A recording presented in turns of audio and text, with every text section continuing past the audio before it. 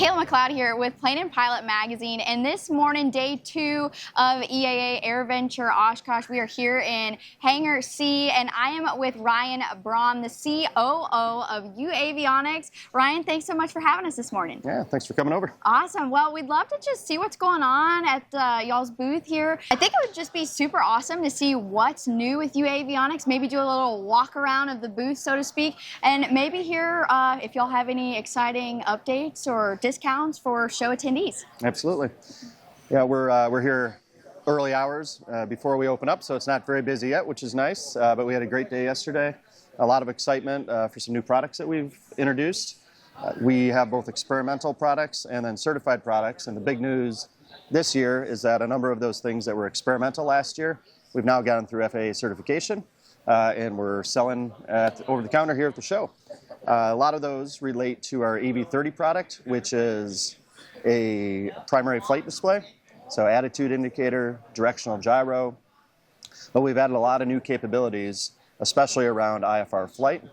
So we've added what's called HSI, which is a small adapter that we can show you and demonstrate the capabilities of, but it allows full IFR course guidance, horizontal and vertical, when paired with an IFR navigator or with a VHF Navcom.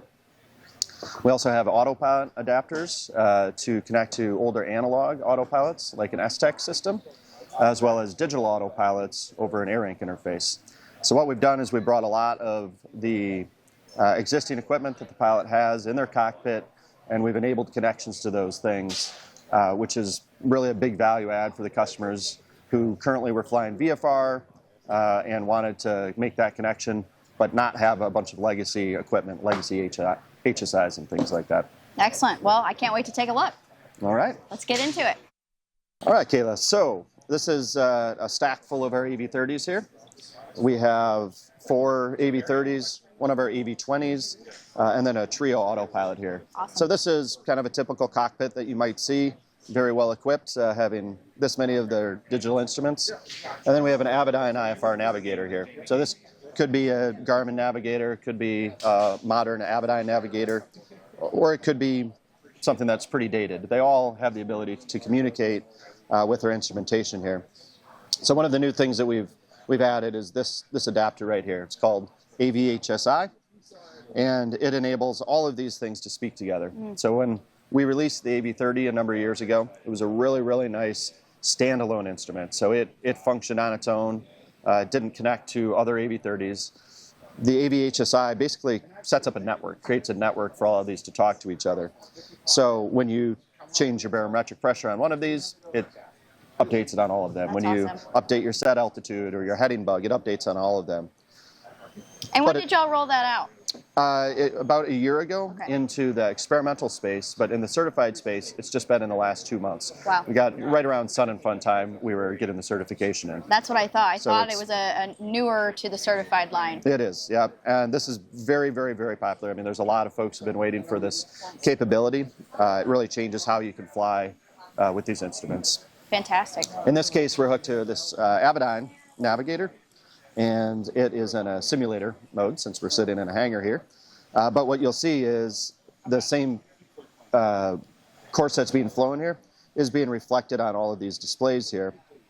So we have a number of different representations. This is an attitude indicator display, but it is also displaying underneath here with the little purple pointer, the course.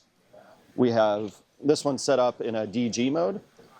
We can also pull up an HSI presentation here, so it's showing the waypoint in the distance.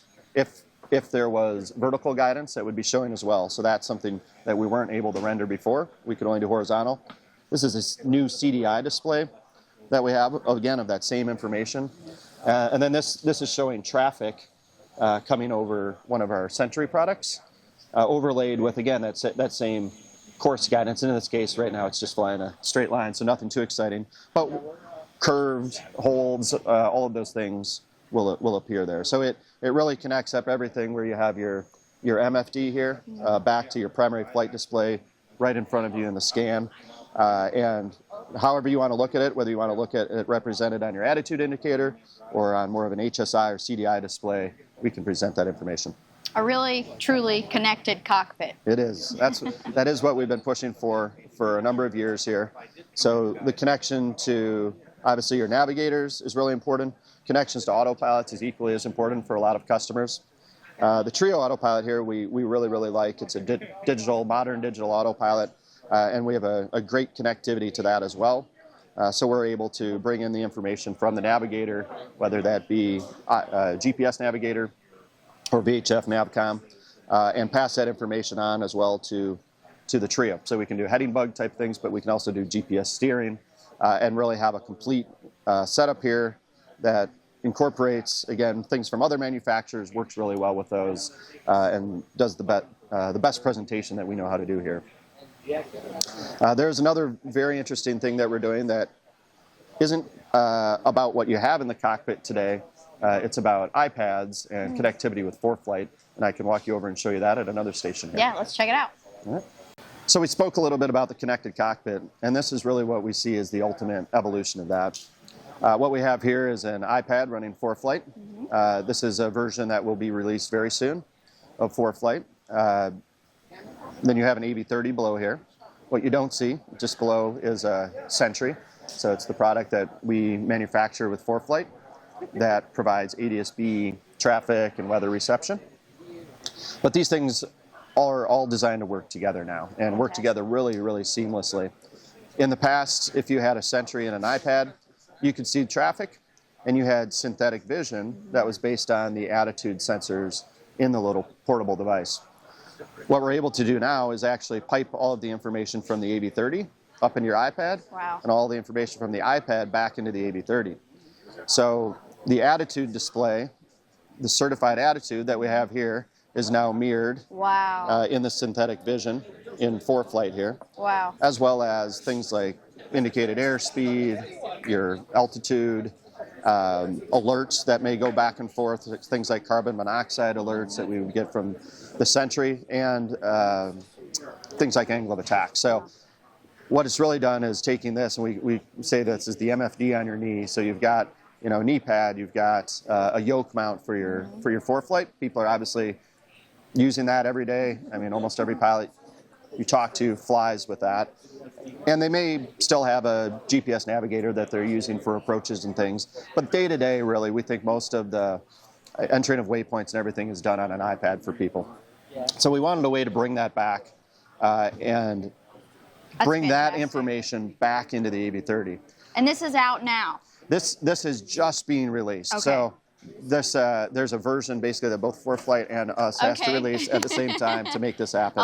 But this is coming very, very, very soon. Here. Wow, very cool. So what the really unique functionality that we have here is on this screen here we're looking at traffic, and we also have a flight plan here. So if we hit flight plan, right now we've got a couple waypoints in here.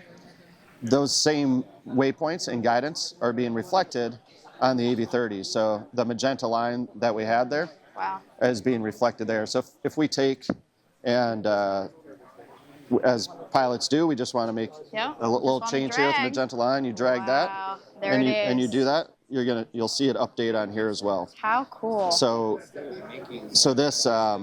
That's always been such a pain, doing one thing on the iPad and then having to go and do it manually. And this makes everything seamless. Yeah, and this is really, this is a great way of VFR flying, right? This is what pilots, we think, and from a lot of folks we've talked to, really want. They want this to be their primary multi-function device with an array of primary flight devices like the AV30 that are able to show that information front and center. Because you don't want to be staring at your iPad the whole time trying to get course guidance, of course, but you can do that here. That's fantastic. So we see that map display, but then we'll also have the guidance, like an HSI type of display, but it's using the waypoint and cross-track error and everything that's coming off of the flight plan on the iPad. So we have really a really neat bidirectional communication.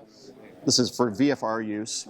And then we also have layered on, if you're an IFR pilot and have the IFR equipment, IFR navigators, you can also choose to use that. And you can switch back and forth between these depending on what type of flying you're doing. So we think it's a really compelling package. If you have an autopilot, it can even steer the autopilot. So again, VFR, but the same course guidance that we're getting here can direct the autopilot. How long has this been in the works? About 4 years, Yeah. a long time. Everything in aviation takes a Yes, while. absolutely. And it's really been putting together a lot of pieces to get there. So it wasn't one thing that was introduced. It was over time we've built this up. And from a certification standpoint, Uavionix has always done a lot of really unique things. And it's not always in one big burst. A lot of the time you have to lay the groundwork. So the things that we're doing with the AB30, the type of certifications that we're doing, and some of these features that we're bringing in, you have to make those safety cases over time. And you have to bring forward why, for example, it's okay to put traffic information on this display here. So putting traffic onto a display like this, which we're showing right here. So the same traffic information we have on the iPad is shown here, but it's what's called non-certified data. It's coming from a Sentry. So making an argument to the FAA of why that is a safe thing to do, that the value of having that traffic information front and center is more important than having it be from a certified device, just takes time. And we've been able to do that.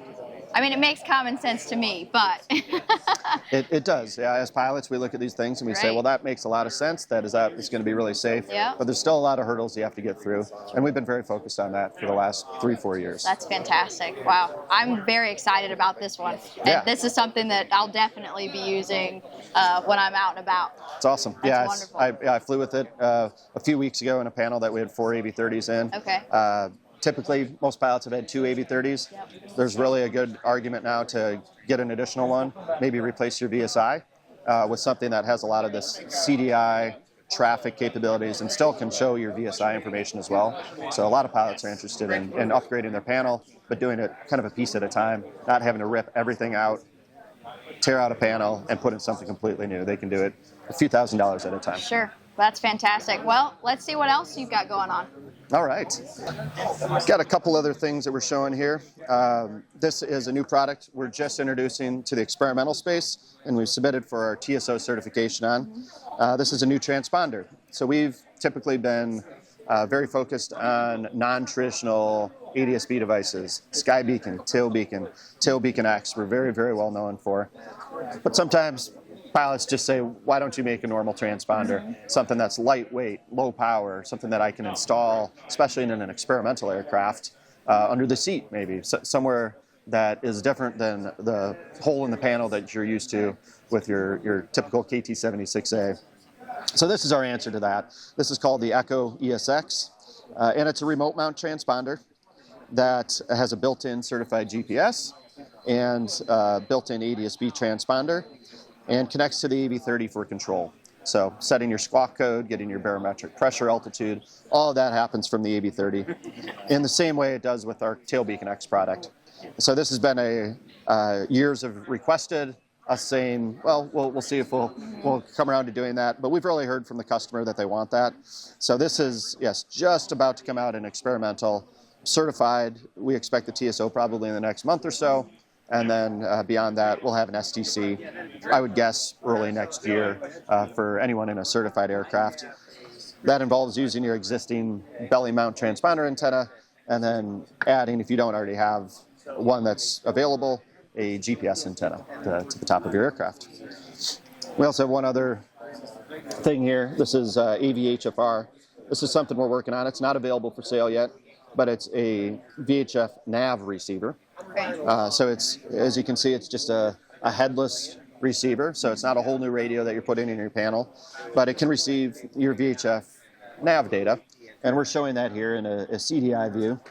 And so that's able to, of course, tune in your VHF nav frequencies, ILS as well, so both horizontal and vertical, and show that. We're still working through some of the certification pathways for this, but it's really going to be a unique capability because we're able to tune in multiple nav frequencies and essentially use it as a GPS backup. So triangulate positions based on that. Fantastic. Wow. Y'all have so much going on, and I just can't believe it. Every time I'm talking to y'all, you guys have something new, exciting coming out. I mean, I have been spending a good bit of time with the team, being in Montana now, checking out the facility, and what y'all are doing is truly impressive, and I think it's incredibly innovative. So Thanks, good on Kayla. y'all. Yeah, it's a powerhouse team. We got a great team, everybody from engineering through manufacturing and sales. Really unique group that we've got. That's awesome. Well, thank you so much for letting us chit chat this morning and checking out the booth. And yeah, we hope I'll be seeing you around. I know Awesome. it. Yeah, enjoy the show. Absolutely. Thanks.